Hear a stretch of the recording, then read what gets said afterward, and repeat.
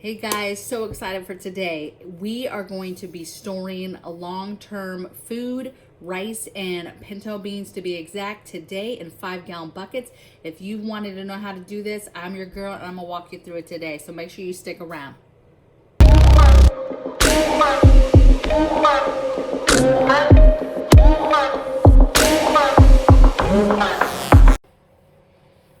All right, welcome back to the page. It's your girl Tasha, and I'm about to walk you through 5-gallon bucket storage. So, if you have wanted to figure out what kind of foods fit in the 5-gallon buckets, how to do it, do you do mylar, do you not do mylar, your girl's gonna walk you through it, okay? Right now, first what we'll do is we'll walk through the pieces and then I'll come back when I'm physically actually filling the buckets themselves, okay? And try to give you a good angle of that. So the things that you're gonna need for this is your 5-gallon buckets, you guys. So the question is, should it be a food grade bucket or should it not be? Well, I would question that it should be depending on what you're doing, okay, with the bucket. So for what we're doing today, it does not need to be a food grade bucket because we're already gonna have 2 layers to what we're gonna be doing today because we're gonna be in the bucket, but we're gonna be inside mylar bags, putting the food inside mylar bags. So you're gonna be good to go, you're gonna be safe, okay? I would challenge that if you're gonna do it straight into a bucket, then you're going to, which is a way that you can do, that's actually cool, that's fine. A lot of people do that so that they have, they maximize the space in the bucket. So people put dry food in and put the oxygen absorber straight in. But for today, we're gonna do, I like the 2-step process. I'm gonna walk you through how to do it, and it's perfectly good. If you just have a normal 5-gallon bucket, it's okay. All right, so you're gonna have your bucket, you're gonna have your mylar bags. Now you're gonna wanna get the big tall ones. What you're gonna do is when you go to buy them, you're just gonna say you need mylar bags for 5-gallon buckets, okay? You see, it's huge, right? But once it gets into the bucket, you're gonna see exactly why all this space is needed, okay? So when we get into that, I'll show you how to do that. All right, you're going to need your oxygen absorbers.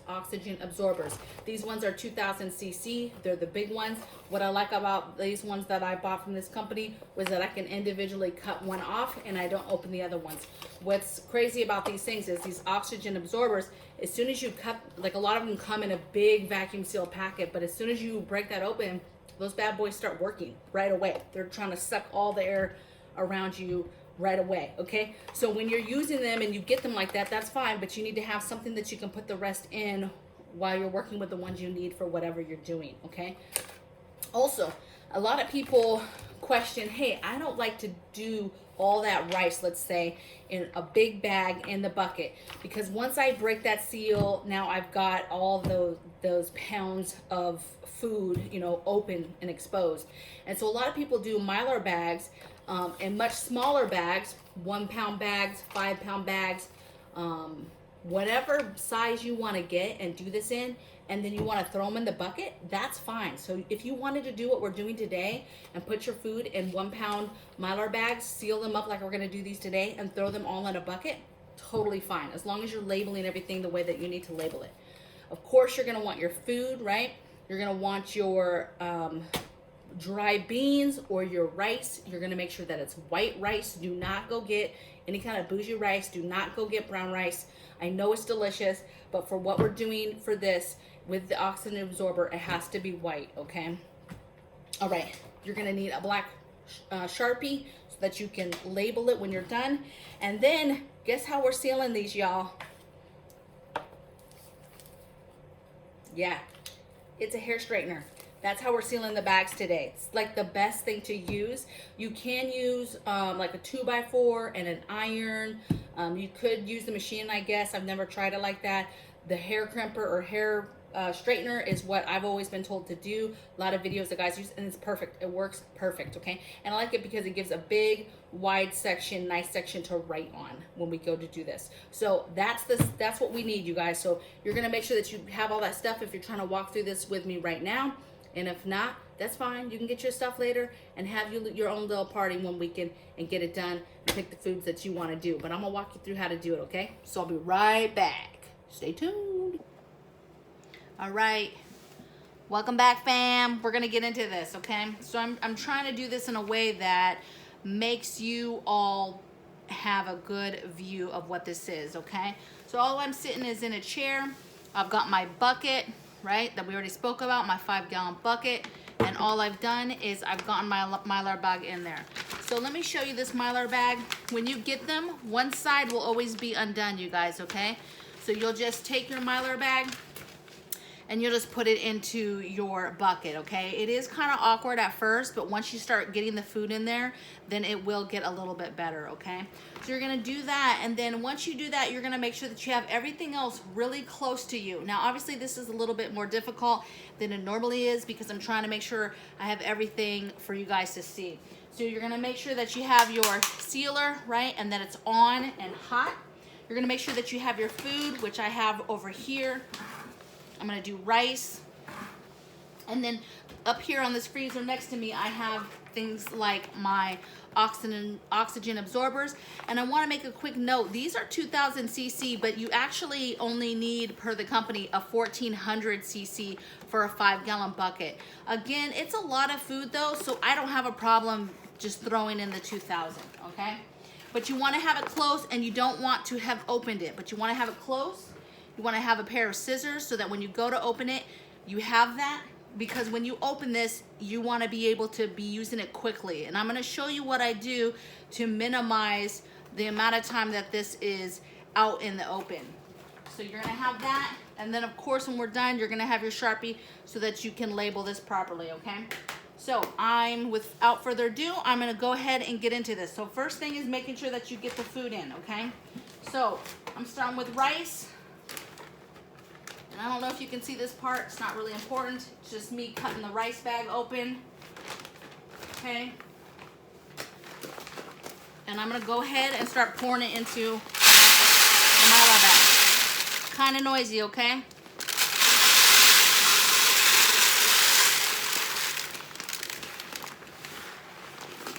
Now, I like to not pour the whole thing in, and that's because I want to adjust my mylar bag. So I'm literally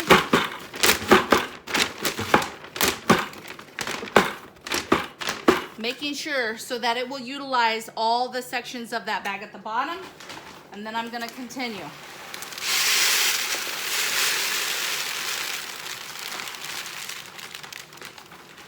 Okay, you guys. That was, normally I just do that, but for the sake of you guys, that's a 20-pound bag, okay? So we're gonna go ahead.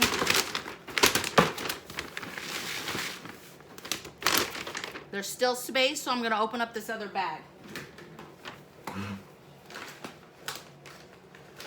Basically, what I'm planning to do today too is you can either get a bunch of rice and kind of go through what you're going to do for these buckets. About to make a mess. I think I saved it. And then whatever you have left, so my plan is whatever I don't have in buckets today, I plan on dry canning in big jars. So that's what I'm gonna get into, is dry canning some beans and rice as well. That'll be a different video, but we'll just do this. Okay, you guys. So again, I'm going like that, okay? Now, I'm gonna put a little bit more, but you're essentially filling that about between the two lips is where I do it. Really, there's not a right and wrong. The only big part is that we're gonna be essentially folding this down into the bucket. And so you see it's a lot, so we're gonna need space to do that, okay? However, I have a little bit more space for rice.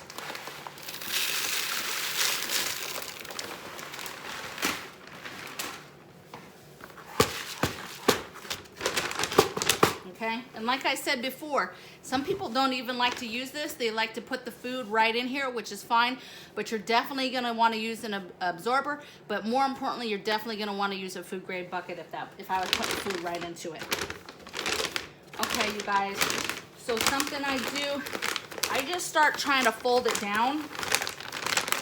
And one, this is starting to get the air out of the bag for you, okay? But I kind of just want to see my amount, okay? So as you see, as I just crudely folded it down, it does fit. I do have a little bit of space. but I feel pretty comfortable with that, okay? So now, what we did with that is we did get out a lot of the air, which is what you want to do before you start crimping.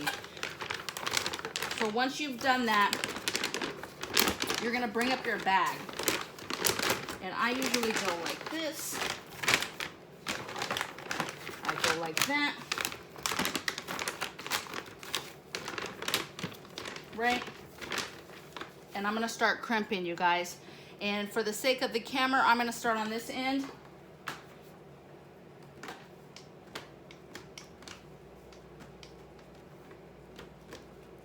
And it seals it pretty quickly, you guys. It's not rocket science, right?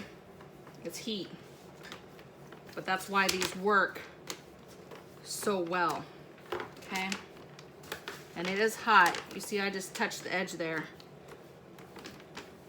So all this part, you can see, I'm not even gonna touch it. It's very, very hot. I'm crimping it, okay? Now, if you've noticed on this end, I've left it open. You see that? There's a hole. So now what I'm gonna do is I'm gonna put my crimper down. And again, I'm just gonna see crudely how much air I can get out of that, okay? And then once I do that, I open my hole and it's ready for my absorber. So what I said I liked about these, right, is that I can cut one without disturbing the other ones. So that's what I'm gonna do.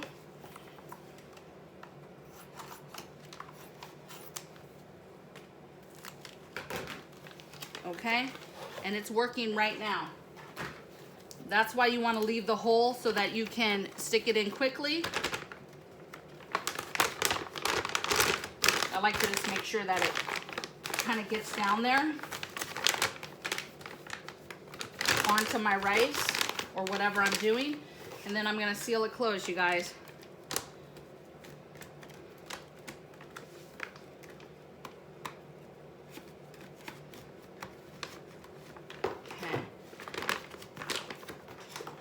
And I usually, you know, want to just really make sure that I got crimped. And you see how it's doing almost a 2-inch lip, right? Okay. Now all I do is I fold it down like I did before. Oh, it's hot, so be careful. Okay? Now, what I do, it's really up to you, is when you want to actually write this.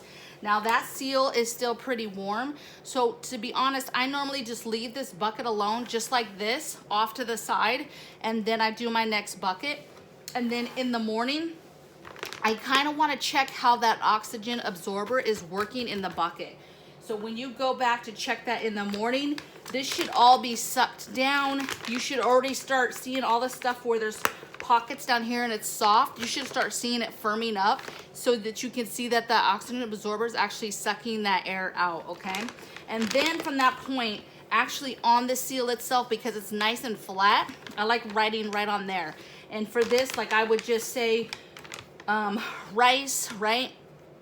And I would say March 2021, okay? And then I would put the lid on it, I would seal it, and I'd be done. And the intention for this rice, you guys, is to not touch it. This is for my family, hopefully decades from now, if they got into a situation where they needed it, okay?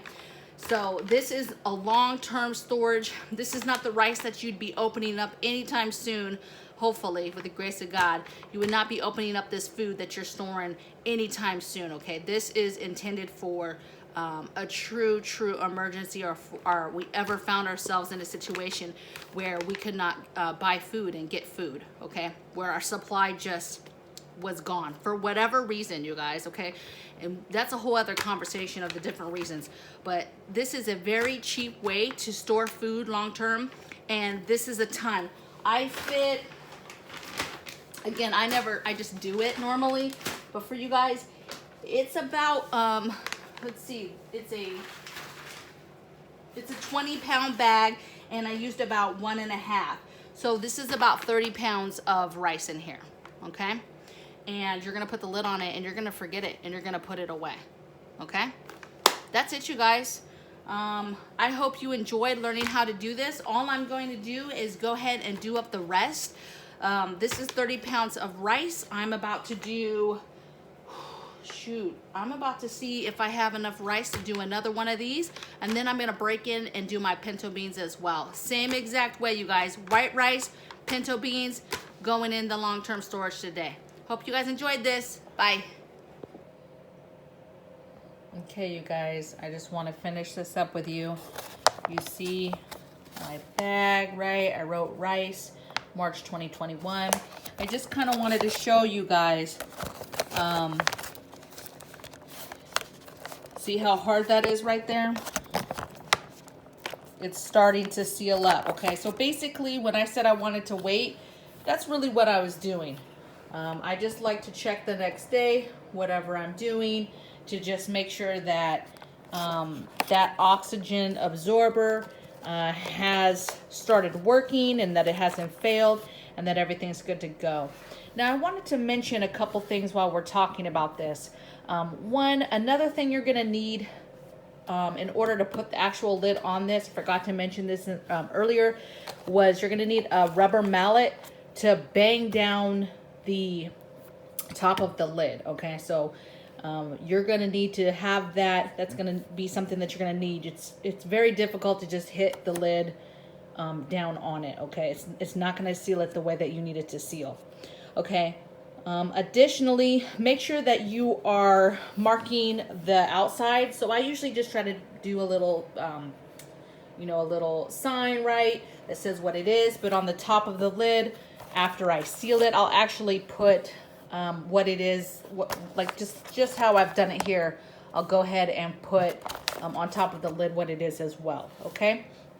Now, one last thing I wanted to kind of talk about is when it comes to doing these buckets, a lot of people will say, for rice, for example, they like to freeze it first. And I'm going to tell you why I don't agree with that, or why I don't do it, okay? And what I would challenge you to do is you're going to do your own research and you're going to figure out what you feel is the right decision for you and your family. But the reason why, so in theory, the reason why people take rice and freeze it before they do this option is in theory to kill all the bugs and larvae and all that stuff that might be in your rice, okay? The problem is your rice is nice and dry, hopefully. It should be before you're doing this process. And when you freeze it now I have to contend with defrosting it and getting it, moisture is in that, okay? You're having to contend now with making sure that that rice is totally dry inside and out to be able to get it to a point where it's dry enough to store it properly. But the problem is, in order to do that, that takes time. Hence, where are you putting the rice to do that? And you could be doing it for nothing, because what if wherever you put it to dry it out, now bugs got into it and infected it? So to me, it's just an extra step that is not required. The process of putting it in these buckets is removing all of the air and will kill anything that is in here or might have gotten in here. And to me, having the peace of mind of having a totally dry product going into the buckets, for me, makes me happy. And it causes me a lot of anxiety thinking about trying to freeze it first and then, unfreeze it. It's just a lot. So that's my 2 cents on that. Again, do your own research, figure out what you're going to do. And I'm going to work on dry canning next. And I hope to see you guys on the next video. Take care.